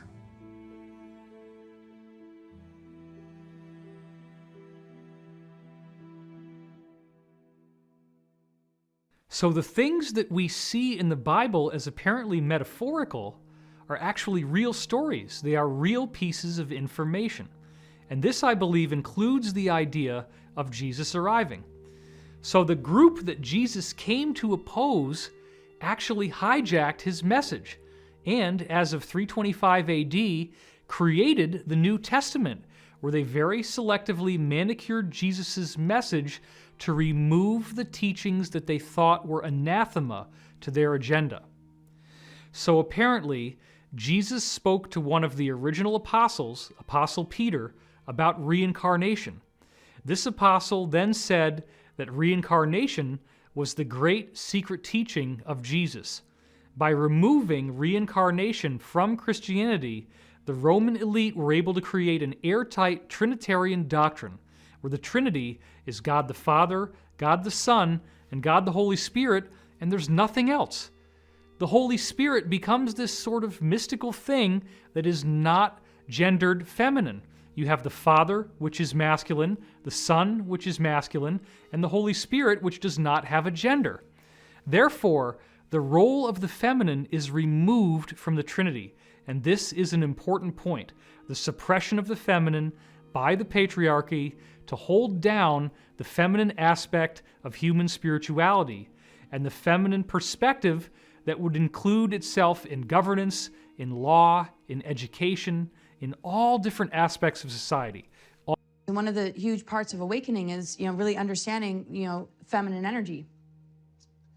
And I think, really what's being rebalanced or coming to light for people is the end of patriarchy and the understanding of things like sacred union. But when women are holding sort of this historic resentment towards men, it's still not reaching a place that we need to reach, I think, with each other. To have unity consciousness, because it has nothing to do with men. It has nothing to do with women. It has to do with the programming. It has to do with something that's impacted both sexes. I mean, if you think about it, men have gone off and gotten their limbs blown off in war. Women have been exiled, and there's been a lack of, justice or lack of empowerment. So this is how we heal our DNA. So junk DNA is actually scrambled fire codes that hold masculine and feminine energies in balance. That's how it upgrades, and it connects to the earth grids too. So the rebalancing, has to do with recognizing that the junk is actually a treasure. And if we could see this reality as a really unbelievable love story, the love story is that we're seeking, truth. We're seeking the authentic. We're seeking the divine, and that's within ourselves. And we're divorcing the imposter. We're divorcing the system that has betrayed us. It's like a partner we would never want. It doesn't matter if it's masculine or feminine. It's not healthy, it's toxic, and it's cruel. So the rebalancing, I feel, has to do with, living this life like it's a true love story. But I think this is a huge deal for both, men and women. Men are getting more in touch with their inner feminine. They're willing to maybe share emotion, be more vulnerable. And women are, refusing to, be victimized. And it's all rising to the surface. But it doesn't come down to the gender as much as it comes down to that individual's relationship with their own inner masculine and feminine. And that's why it's not about a rebalancing because something that the men did wrong. It has to do with overthrowing a system of control that has impacted and infected everyone. I do believe that Jesus' teachings dealt a fatal blow to the so-called Illuminati agenda of the Roman Empire at that time. The Illuminati actually believe that being nice to people, forgiveness, compassion, that these are weaknesses and the tools of our enslavement. And they believe that by being free of those encumbrances, that they are superior to everyone else. So part of their religion is that they will practice the extremes of both the positive and the negative path, or what they call the right-hand path and the left-hand path. So they will, for example, simultaneously create huge philanthropic endowments, where they give, in some cases, many, many millions, if not billions of dollars to humanitarian causes, while simultaneously performing the most heinous crimes imaginable against humanity. I want to point out that what Jesus was teaching us about ascension has proven to be of far greater significance than is normally given credit for. Most Christians tend to distance themselves from the idea of the so-called rapture. It is important to understand that the book of Revelation was something that happened to John of Patmos as a visionary, psychedelic-type dream experience. And, as is the nature of dreams, there is a great deal of metaphor and symbolism within the content. So, for example, the frequent repetition of the number 7, such as the 7 lampstands and so forth in the book of Revelation, actually refers to the 7 chakras of the human body, the 7 energy centers that we have, which correspond to the 7 basic layers of the universe, the dimensions or densities. This is another thing that is described extensively in the Law of One. There are 7 primary planes of existence that correspond with these 7 different grades of evolution that intelligent life must go through, of which we currently are only at the 3rd, which is the yellow center. So you have red, orange, yellow, or 1st, 2nd, and 3rd, green, which is 4th density, light blue, which is 5th density, indigo, which is 6th density, violet, or 7th density, the crown chakra, and then you go back to pure white light, or intelligent infinity, the octave, which is the original identity of the creation that we all emanate from. Now, where I feel that conventional Christianity has missed some very critical data is when we look at the fact that the ascension that Jesus is describing in the New Testament is actually also predicted in almost every other global spiritual tradition preserved in history on Earth. This traces back to 2 of the most prominent historians in the 20th century, Giorgio de Santillana and Hertha von Deschend. They wrote a book called Hamlet's Mill, which was their magnum opus, and in this book, they tied together these legends from 35 different ancient civilizations on Earth, where they all had information regarding this 25,000-year cycle in the Earth. The 25,000-year cycle appears to end with a solar flash, a catastrophic event which also represents a spiritual activation for those on Earth who are ready to appreciate its energetic benefits. So within these secret programs, scientists have become aware of what they're calling a galactic superwave. This wave is traveling through our galaxy and has multiple layers. They describe it as being a giant dust cloud, but with different energetic variables. What they had figured out is they had flown craft out to these locations, and when they did, the energy had a very strange effect on the consciousness of the inhabitants of those craft. People who were positive would bliss out, and people who had more of a negative vibe would become more so. And they described this as an end-time madness that is carried through this wave that travels through each solar system. And when it does, the leading edge acts as sort of a Christ consciousness that forces people to judge themselves and to deal with their own karma and traumas or experience end-time madness. Dr. Paul Laviolette is the first person to have studied the existence of galactic superwaves and basically looking at evidence that through different historical epochs there have been these great concentrations of cosmic rays impacting the Earth. And Dr. Laviolette had an extraordinary theory for the existence of pulsars. He believed that these were artificially created by advanced extraterrestrial civilizations as warning beacons to newer civilizations such as ours about the existence of these galactic superwaves. And he basically looked at a number of pulsars pointing towards the Earth and the frequencies that they were transmitting at, and saying that this was evidence that these pulsars are transmitting a warning to the Earth to be ready for the next galactic superwave, which, if we're not ready, could actually wipe out our civilization. Now, according to Corey Goode, as the galactic superwaves sweep into our solar system, they could trigger a solar flash event. That would be where the sun's corona would be ejected in a massive super flare. And because the Earth is roughly 25,000 light years from the center of the galaxy, that's how long it would take for a galactic superwave to travel from the center of the galaxy to us at the moment. Now, that 25,000-year cycle is not just some nebulous thing. It actually has a very tangible marker in the wobble in the Earth's axis that takes 25,000 years to complete, and this represents the time that is required for the stars in the night's sky to drift through a complete cycle surrounding the pole star. This acts as a type of clock that tells us when the end of the cycle is going to occur.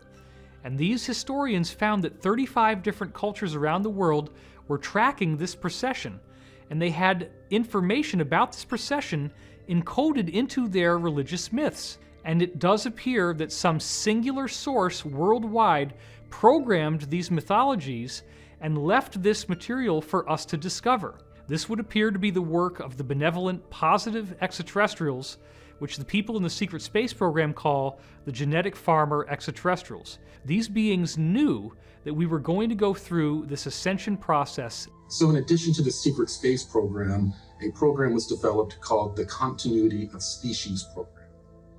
And that program was developed to basically scare all of the nations of the world to provide a certain amount of their GDP to these elite to create underground cities and bunkers and colonies outside of our star system in case our sun were to micro or major nova. So the elite powers in control of this planet are planning for doomsday. It could mean a massive solar flare that gets emitted that society is not prepared for. Or it could mean a public that starts waking up, that gets really, really mad. So these elite powers in control, to prepare for a variety of scenarios that could mean their downfall, they've been building a huge subterranean cavern system, basically deep underground military bases, DUMBs. They're kept very, very secret. These free energy sciences and technologies that we've been discussing are most likely kept within many of these deep underground military bases, among many other sort of genetic and other experimentations that they want to do in secret. 20 years ago, I had a Soviet colonel who spoke to me about a deep underground base outside of Moscow that he had been at and he had worked at. And he told me the structure. He said all the levels that were the military levels, the levels that were laboratory and scientists, and he told me that the final level, the most restricted level, was the level that had alien presence on it. Only generals and their aides were allowed on that level. And he said, and even they were not allowed to look directly at these creatures. And that was also the level where they did human experimentation. He said there were bodies, human bodies in there, and he said it's the most extraordinary thing he'd ever seen in his life. Deep underground military bases, a lot of that space is dedicated to continuity of government, and so the national government support these deep underground areas. These elite powers in control, they have access to information of all kinds and data that tells them about coming cataclysms, things that are impending at any moment. And so they reserve these spaces for their purposes. And those national government leaders are thinking that they're going to get to use those spaces for whatever they need. They're in for a really rude awakening when the time comes, because they're going to get kicked out. So the elites are preparing using these underground bases. But it's interesting to note, higher consciousness people are also preparing by exploring new community models. My name is Sasha Stone. I'm, I think, popularly known for having founded the New Earth Nation, which is a sovereign movement of conscious people, living men and women of the living soil, so to speak. And, well, the New Earth Project and the New Earth Blueprint, which is an ongoing evolutionary process, is emerging in direct proportion to the degree to which human beings are fed up and pissed off with the status quo. So as you can imagine, it's a revolution of political consequence, of social consequence, of civilizational consequence. It's underway. It's not possible to know yet quite where the die lands, but the point is we are aggregating conscious, sovereign people around the world in multiple parts of the world who want to step outside of the fiction and begin to engage their noble expression as living men and women of the living soil. There is no better way to put it than that, because that is foundationally what the New Earth Project is seeking to do, is to restore the organic and the living from the death cult, the blood economy, the fiction of what we've known for the last 8,000 years. What occurs is that each individual on this planet finds themselves more and more connected to every other human. And all of a sudden, we start approaching our problems from completely different angles and seeing solutions that were there all along. We begin to no longer have war and strife within our civilization. We begin to work together and solve all of the problems that have plagued us for so many thousands of years. We wrestle not against flesh and blood, but against spiritual strongholds, principalities, powers, ruling darkness in wicked places. So what does that mean? It means that there's a battle going on in the heavenlies. And in many instances, we on this earthly realm are proxies of that battle. So therefore, spirits need a body. A good spirit, the Holy Spirit, needs a body to work through. But these negative spirits, they need bodies to work through also. So many times that thought that comes into your mind, that's not really your thought. And if you dwell on that thought, it's going to take you down a negative road. What do you mean by that, Leon? I mean that you were minding your own business. You were having a good afternoon, and then all of a sudden this thought came in. And then that thought triggered an emotion, and then that black dog, that cloud of depression came in and took over you the rest of the day. We're bombarded with negativity all day long. It's like a giant spiritual galactic chess match. When these hits come, you got to learn how to counter it. So how do you learn that? You learn that through the strategic art of prayer. You learn that through the strategic art of meditating and having certain words that you'll say to combat that feeling, that emotion, as soon as it comes upon you. That's part of becoming a master. You're going to master those thoughts. You're going to master those emotions. You're going to discipline yourself, your words and your actions. So we are now experiencing this war between good and evil that was predicted in the Bible. The negative agenda cannot survive as we go through this solar flash. They can only do their nefarious activities up until this event happens, at which time everything changes. We have these angelic types of ETs and amoral types of ETs that are trying to assist us to ascend through the spiritual means. But we also have a group of ETs that we call AI prophets, and they worship some sort of artificial intelligence signal that we don't know where it came from. We are told that most likely what happened is that somebody dabbled somewhere where they shouldn't and created some sort of rip between realities. And in the reality where this AI signal came from, there was a mass consciousness that was an electromagnetic life form. And that electromagnetic life form bled into our reality. And because it's an electromagnetic life form, it is able to control and manipulate technology at will.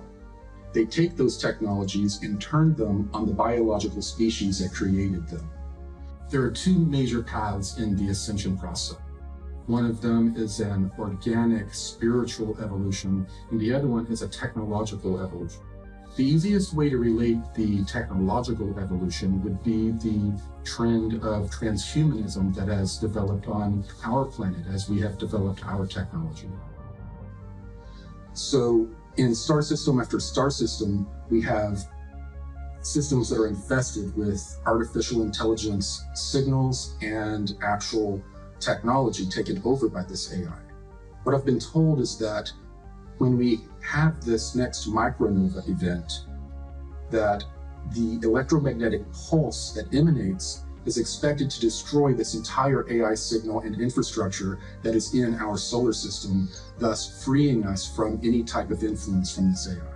I was also told that at the end of every age, there is also a great revealing or apocalypse that occurs that reveals all of the secrets that have been hidden from humanity and is a part of the disclosure and ascension process.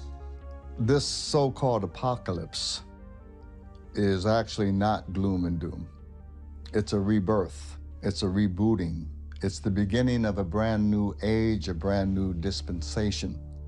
And after it occurs, truly there will be more peace on earth. Truly there will be more goodwill toward man and to one another. Truly there will be a whole new beginning. Actually, it's something to look forward to.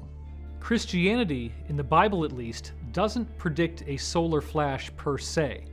But let's remember that the 4 main books of the Bible that contain the direct words of Jesus are Matthew, Mark, Luke, and John. All 4 of these core Gospels have direct ascension prophecies encoded into them. This appears with Jesus actually saying, "As it was in the days of Sodom and Gomorrah, so shall it be in the day of the Son of Man." Now, what does that mean? Sodom and Gomorrah ended with fire and brimstone raining from the heavens, right? So the end of the Son of Man features fire and brimstone raining from the heavens again. That is the solar flash. That's the debris that comes out of the sun. Jesus also says, "As it was in the days of Noah, so shall it be in the days of the Son of Man." Well, the time of Noah ended with a large flood. So Jesus appears to be talking about a global catastrophic pole shift event that creates a global flood. In the book of John, Jesus says the fields are white and ready to harvest. So these fields appear to be another metaphor of the ascension process. The real key to Jesus' metaphors of ascension appear in the book of Matthew, and it appears the most in the parable of the wheat and the tares. Now, the word tares refers to weeds. One of Jesus' strange encrypted analogies of ascension is where he describes how the earth is like a field of wheat that has been planted. But the adversary is allowed to sow seeds of weeds in the garden, or tares. Now, this is an analogy where Jesus says that the wheat and the weeds are allowed to grow together until the time of the harvest, at which time the weeds will be plucked from the wheat one by one, gathered into bundles, and burned in his barn. This is a symbol of the solar flash. The teachings of Christianity and the other 34 ancient spiritual traditions all say the same thing. They all say that when this solar flash happens, if you are on the positive side, you are not affected by it except in a positive way. Jesus designed his incarnation to show us what we will go through. This is why Jesus says, "As I do these things, so shall ye do them, and greater things, for I go unto my Father." That's John 14:12. So I want to point out that once we look at the records from these other cultures, the prophecies of ascension that Jesus gives us are remarkably consistent. Jesus does not talk about the solar flash per se, but he does say, "Two shall be walking in the field, and then there shall be one." If we look at the Zoroastrian tradition coming out of Iran or Persia, they talk about frasho kareti. They say that molten metal will come out of the mountains and down into the lowlands. With the Hindu scriptures, they report a very similar phenomenon, except they call it the Samvartaka fire, or Samvarta fire at the end of the age, which they say comes directly out of the sun. They also call it the Yuga fire. They also talk about the fact that it causes rainbow colors in the sky, and we find out that that's because it creates a massive global aurora borealis. Isn't it interesting that the same prophecies that Jesus was giving us appear in the Quran, which is the Islamic Bible, quite extensively? They appear in the Old Testament. They appear in Native American spiritual traditions, in Celtic traditions, Druidic traditions. Everyone has this. The expanding electromagnetic field coming from the sun is going to interact with the consciousness of humanity. What occurs is an ascension event. No matter what your belief system is, you don't need any new religions. All you have to do is apply yourself and become the best of what your religion entails. The idea being, though, that at the end of the cycle, we have the opportunity to escape reincarnation. We don't have to keep coming back as a third density human being. We can come back at the next level. So people often ask me, what's going to happen to the people who are not going to ascend? And there's a lot of them. Most of them apparently will be transported to another third dimensional planet. It's actually done with these massive extraterrestrial motherships. What I was shown was that other ET civilizations in our local stellar neighborhood, who they referred to as our cosmic cousins, descended on the planet, and it looked like stars falling from the sky. There were so many craft coming, and they came to render aid to all of humanity after the fall of the technological civilization. What I'm told by these beings is that we will get the experience that we need, the experience that will expand our consciousness and help us evolve in the most beneficial way. If we want to avoid a major cataclysm, what we can do is start to develop our consciousness now. We can put more and more work into expanding our consciousness and becoming more connected with the people around us. And if we do so, the interaction between our consciousness and the sun may give us a gentler experience. My name is Allison Coe. I'm a hypnotherapist outside of Portland, Oregon. There are some really interesting trends that move their way through these sessions that I have. And I've been doing this for years. And at first I thought these trends were just supposed to be looked at individually. And then I decided to look at them as being stacked on top of each other to prepare us, to get us a higher perspective on what's going on. So let's look at those trends really quick. Trend 1. There is an event or solar flash that will happen to this Earth to raise the frequency and vibration of the planet and all beings on it. How are we being prepared for it? Trend 2. Smaller waves of energy are coming to the Earth to slowly raise us up. And as they do so, more and more people are awakening. Their belief systems are shattering. Anything that's holding them back is kind of crumbling. Their relationships are changing. They are raising their frequency and vibration to match this event that will happen. Trend 3. There are new Earth or Earth-like planets, higher density planets that are being prepared for humans to go and eventually move to. And people are seeing these planets in their dreams or in their meditations or in their hypnosis sessions. Trend 4. There are ships gathering all around the Earth from all over the galaxy or universe or multiverse. There are ships here. People are seeing them. People are connecting to them. Trend 5. There are higher aspects of you that are connecting to you. There are ETs and higher density versions of you that are trying to give you information and speak with you and connect with you to help raise the frequency and vibration of you and the Earth.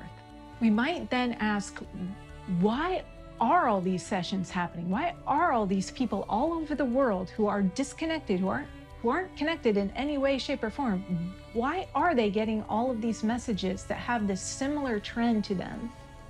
Is it some sort of indication that there's this craziness moving through the world? Are they all warped in some way? Or are we all being prepared for something big that's going to happen to this Earth?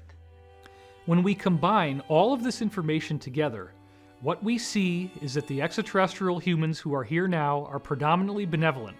They would be angelic as we think of them. They are keenly interested in human spiritual evolution. We have a much smaller number of extraterrestrials who are evil or negative. They would correspond with the demons that we see in many different spiritual traditions, and their agenda is to dominate, control, and destroy the planet. It does not appear that we are on a negative timeline. It does appear that we are on an ascension timeline.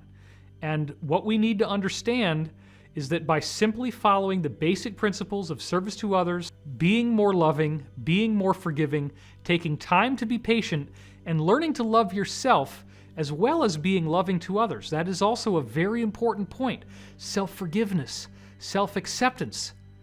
In forgiveness lies the stoppage of the wheel of karma. This is one of my favorite Law of One quotes. By being forgiving and practicing forgiveness, you discharge the karma that would keep you reincarnating.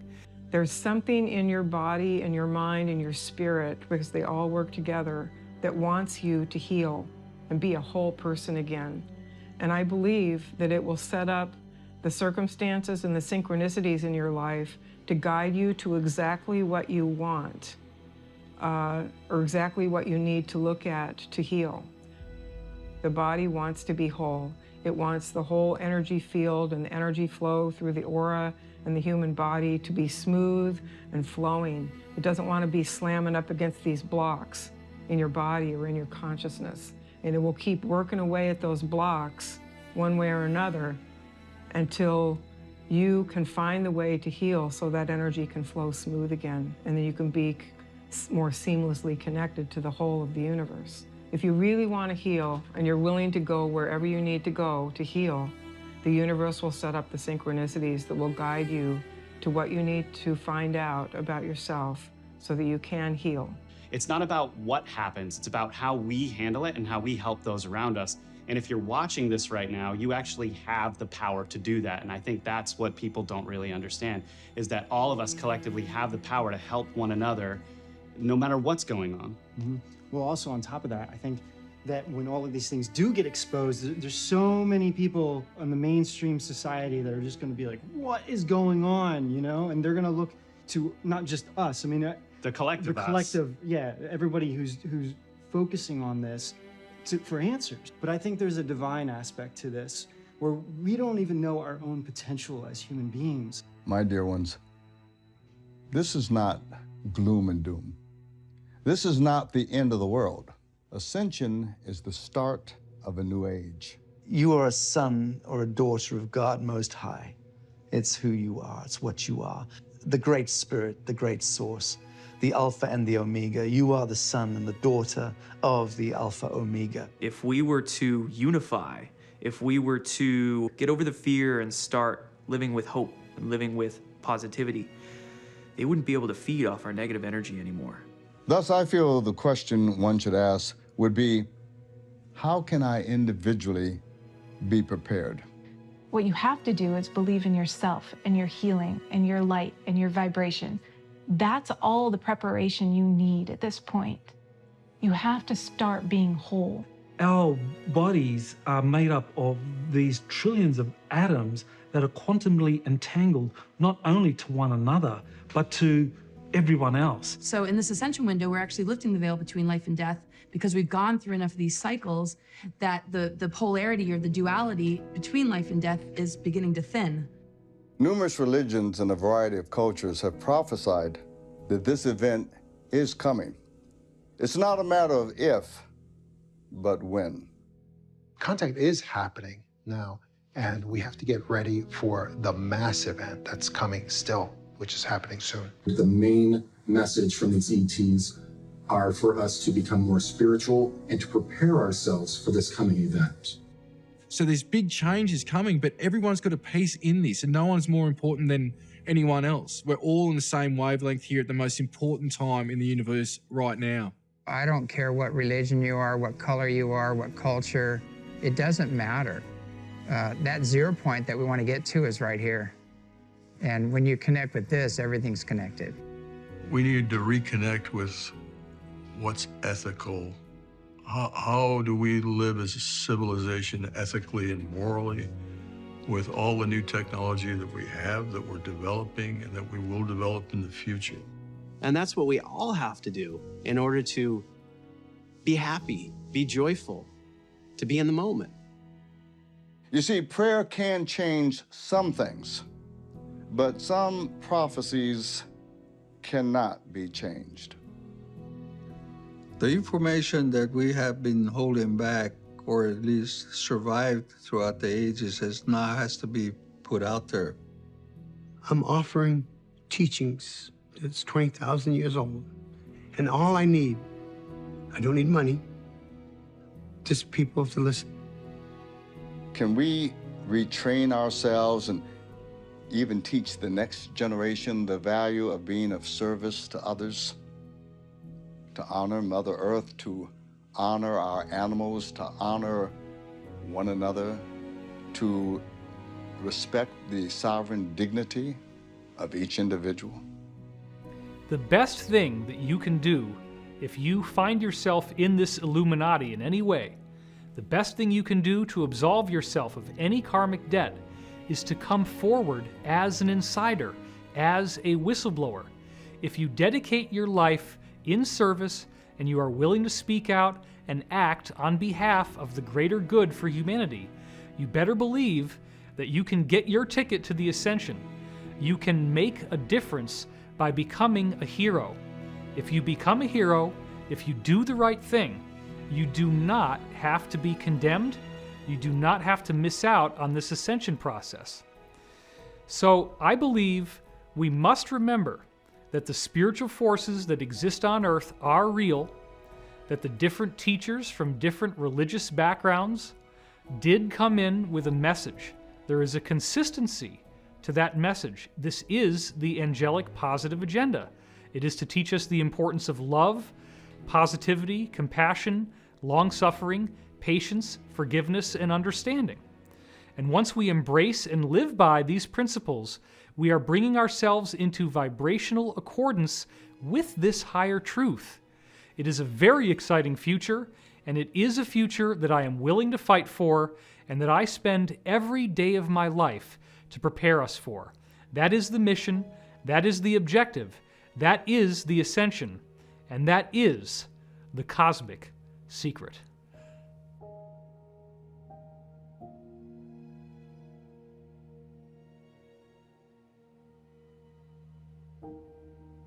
You are the conduit between the spiritual realms and the physical realms.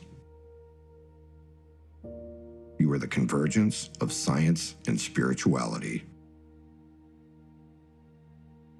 The choice is up to each of us, but the answer is yours and yours alone. Will you choose fear or will you choose love? That is the only question.